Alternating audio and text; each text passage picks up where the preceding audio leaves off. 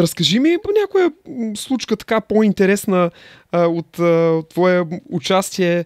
Имам така спомен, че съм слушал в някое интервю, че си разказал как си излезнал на концерта, пък си забравил да откопчееш акордеона, примерно отдолу, такива неща от вълнение. Може ли нещо такова интересно да... Ами това се случи когато бях в музикалното училище и от Будапеща бяха изпратили от тяхното училище за концерт в, как се казвах, културен обмен. Да, обмен. Да. И след това трябваше музиканти пък от Пловдивското музикално училище да изнесат в Будапеща. Пътувахме с автобус и аз бях един от най-малките. Защото нямах още S4 акордеон, Велтмайстер. Всички знаят кои са S4, се опита. Аз свирих още с тел. Значи съм бил или втори курс, или в началото на трети. И много се вълнувах, нали, от акордеонистите. Моят преподавател изпрати аз да представлявам класа по акордеон.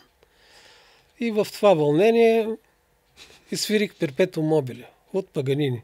Пък там нямаш паузи. При първите тактове усетих, че нещата не са добре.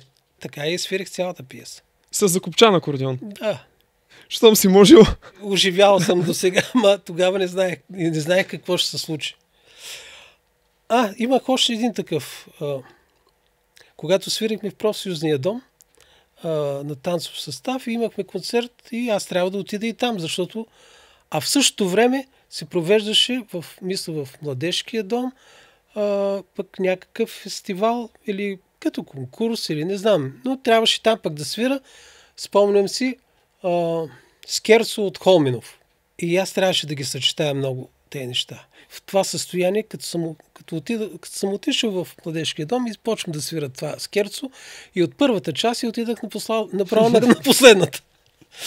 Съкратил си го? Направо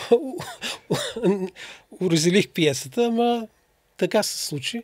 Сега не си спомням дали не го се върнах и да го повторя. Това не го знам, но първия път, понеже те са първата част и втората, там са идентични, повтарят се много. Вълнението си е оказало... Това са в тези години.